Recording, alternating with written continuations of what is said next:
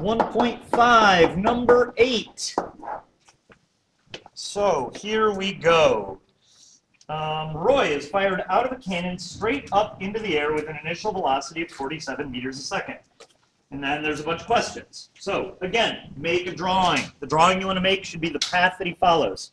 So he's going to start here. He gets fired up into the air. He's going to go up. He's going to come back down. Cool? The problem tells us that when he first gets fired at time 0, his velocity is 47, right? Meters a second. All right? We've done this a bunch of times now. We also know up at the top that the velocity is 0, and at the bottom the velocity is negative 47 meters a second. Cool? All right, now. Do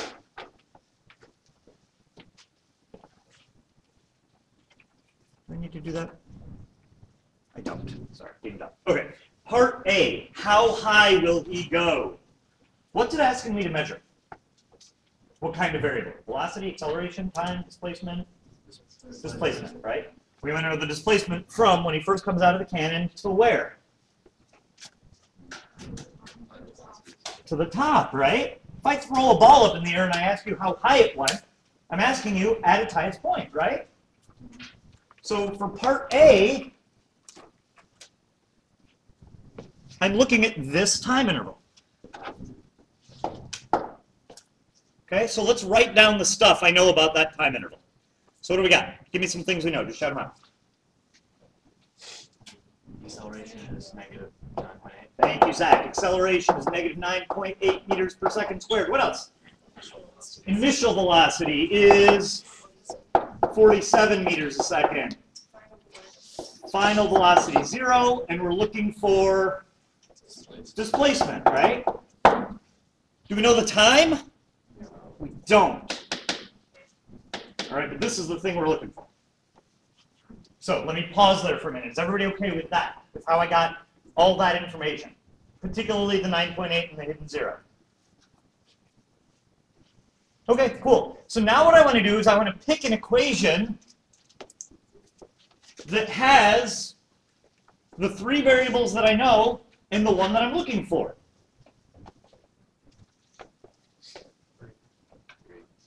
Right, number 3 works, doesn't it? Okay, cool. So I'm going to go 2a delta x equals vf squared minus vi squared. Plug in the numbers. 2, negative 9.8. You don't have to stand like this while you're solving it.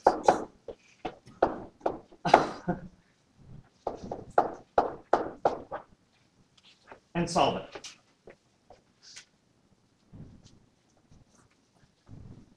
Does that make sense, you guys? Yeah, Nicole, what do you got?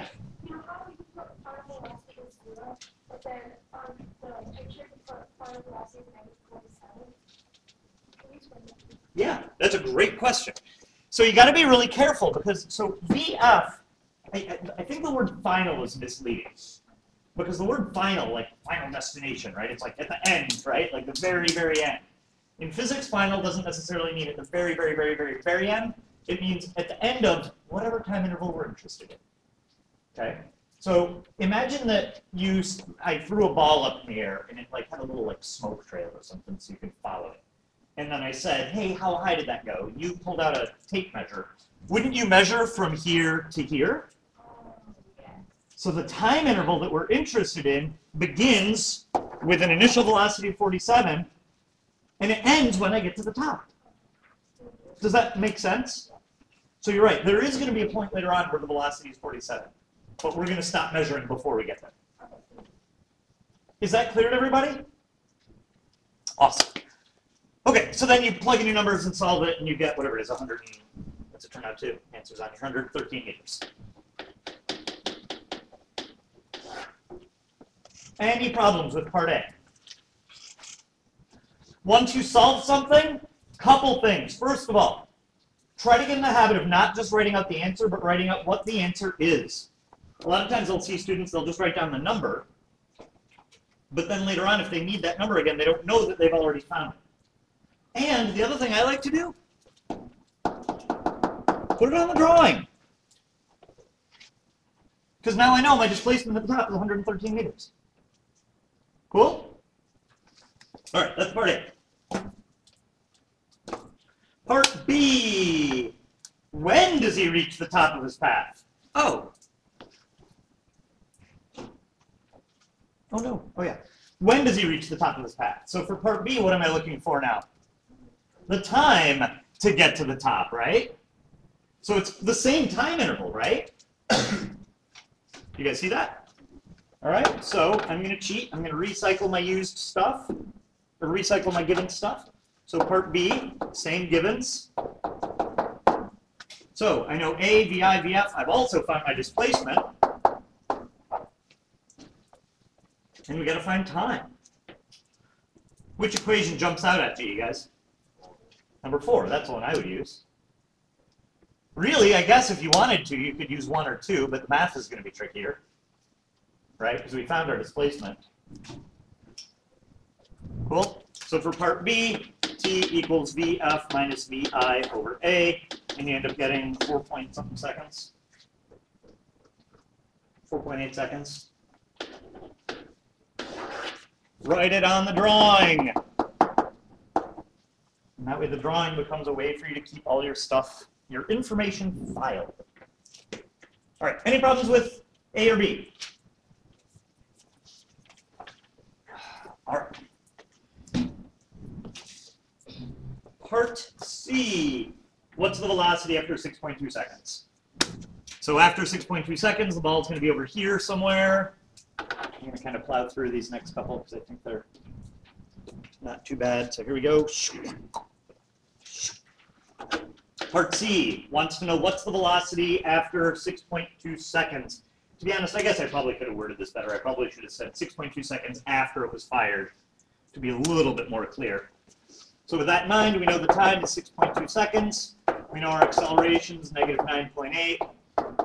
We're looking for the final velocity, and we know our starting velocity was 47 meters a second.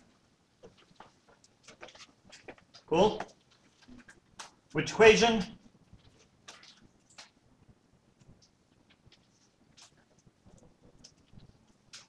Number 4, right? So if you rearrange 4, it gives you this. We will use this equation all the time. Excuse me, that was gross. We will use this equation all the time this year. So, you know, it's worth memorizing. Okay? So yeah, so plug in your numbers and you get, I don't know, what do you get? Negative something or other? Negative 14?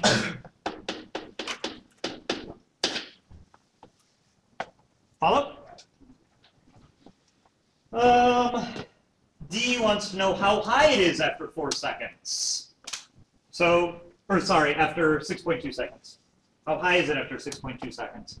So same time interval, right? So which equation should I use to find my displacement?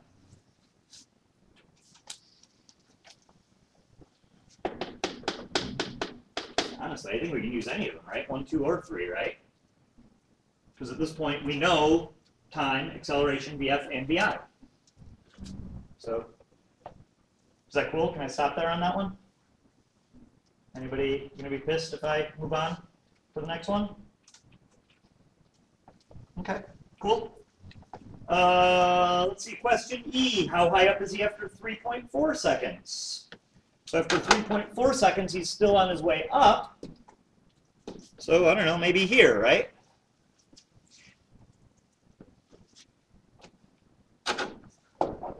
So part D, time is 3.4, starting velocity still 47, acceleration still negative 9.8. We want to know how high he went.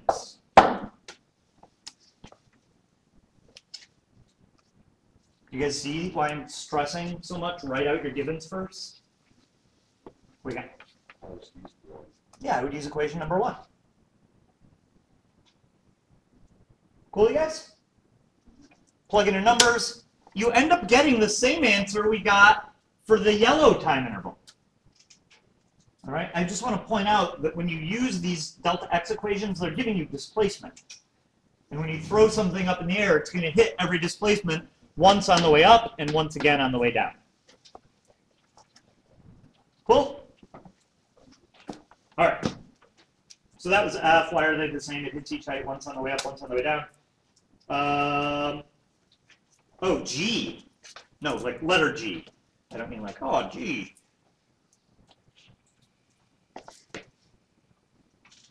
You at least smiled.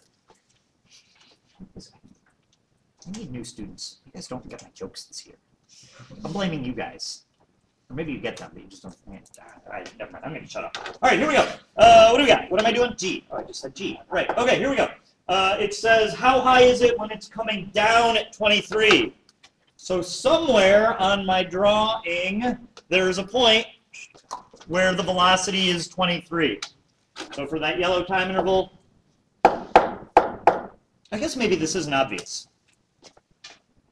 So let me do this. So we know that that something is 23 meters a second. Clearly, we know our acceleration. And we're looking for displacement. Sorry, I started to kind of gloss over this one. This one's not maybe super obvious. So what is that 23, you guys? Final velocity, right? Because think about what I'm looking for. The question says, how high is it when it's coming down at 23 meters a second? So again, going back to the tape measure with the smoke example, you'd throw the ball up in the air and it would come down, right? So you would be measuring the height between wherever it started and wherever it was when it was coming down at 23. And I want the displacement between those 2 points, right? So my starting velocity is the 47. My final velocity is 23, sorta negative, right? Because it's coming down. Although it turns out it won't affect the answer. The answer's the same either way. Cool? So which equation, you guys? 1, 2, 3, or 4? Yeah, I think 3, because you don't have the time. Cool. You guys, I don't know, maybe this is a thing worth mentioning. Notice each of these equations is missing one variable. Equation number 1 doesn't have VF in it. So if you're trying to solve a problem and you don't know VF, equation 1 might be a good candidate. Equation number 2 doesn't use the acceleration. Equation number 3 doesn't use the time. Equation number 4 doesn't use the displacement. They all require you to know VI though. I mean, I guess you could write a 5th equation that doesn't use VI. It's not that hard to do, but. Problems? Okie dokie. That is number 8. No, it isn't. H. Roy falls straight back down into the cannon. What's his velocity when he goes back into the cannon? No math. Negative 47, right?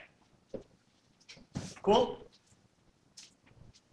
All right. Who's got questions on number 8? That was a long one. Okay, cool. Stop. Say.